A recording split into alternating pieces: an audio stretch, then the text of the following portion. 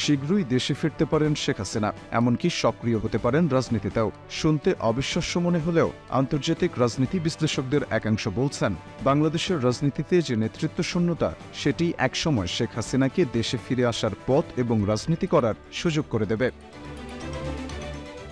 নরওয়ের অসলো বিশ্ববিদ্যালয়ের শিক্ষক, গবেষক এবং বাংলাদেশের নাগরিক মুবাশ্বের হাসান এ প্রসঙ্গে টাইম সাময়িকীকে বলেন, বর্তমানে ক্ষমতাসীন সরকারের বৈধতা রয়েছে, জনসমর্থনও রয়েছে, কিন্তু এই সরকার নির্বাচিত কোনো সরকার নয়, এই সরকারের কোনো ম্যান্ডেট নেই।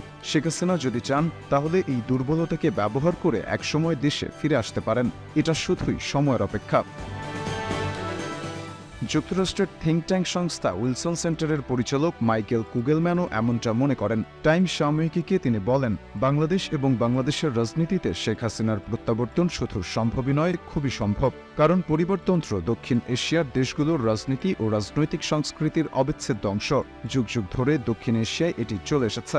বাংলাদেশে এই সংস্কৃতির অবসান ঘটবে এমনটা প্রত্যাশা করা যায় না। তারপরেও হয়তো বাংলাদেশ এবং বাংলাদেশের রাজনীতিতে শেখ হাসিনার প্রত্যাবর্তনের সম্ভাবনা শেষ হয়ে যেত যদি আওয়ামী লীগকে নিষিদ্ধ করা হতো। কিন্তু দেশটির যে রাজনৈতিক বাস্তবতা, তাতে এটি একেবারেই সম্ভব নয়। আওয়ামী লীগ এখনও বাংলাদেশের বৃহত্তম রাজনৈতিক দল।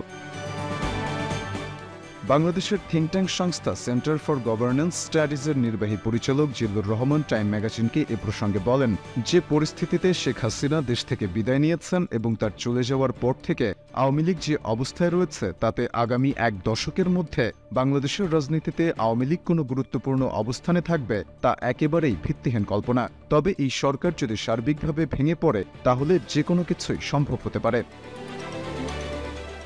বর্তমান সরকারের ভেঙে পড়ার আশঙ্কা বেশ ভালোভাবেই রয়েছে বলে মনে করেন বাংলাদেশের সেনাবাহিনীর অবসরপ্রাপ্ত মেজর জেনারেল এবং নিরাপত্তা বিশ্লেষক শহীদুল হক। টাইম ম্যাগাজিনকে তিনি বলেন, আওয়ামী লীগ গত 15 বছর ক্ষমতায় ছিল।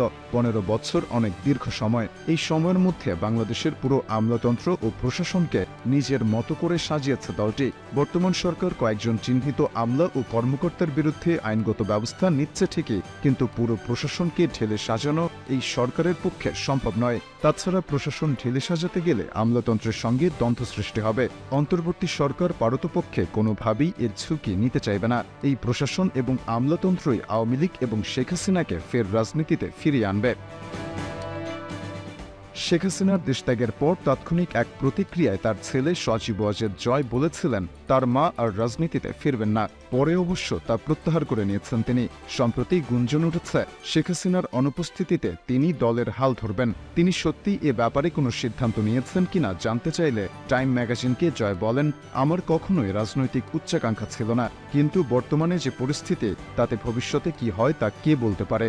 আমি এখনও কোনো চূড়ান্ত সিদ্ধান্ত নেইনি। তবে জয় যদি রাজনীতিতে যোগ দেওয়ার সিদ্ধান্ত নেন তাহলে এই মুহূর্তে সেটি সঠিক সিদ্ধান্ত হবে কিনা তা নিয়ে সংশয় প্রকাশ করেছেন ভারতের রাজনীতি বিশ্লেষক এবং বাংলাদেশ বিশেষজ্ঞ মীনাক্ষী গাঙ্গুলী।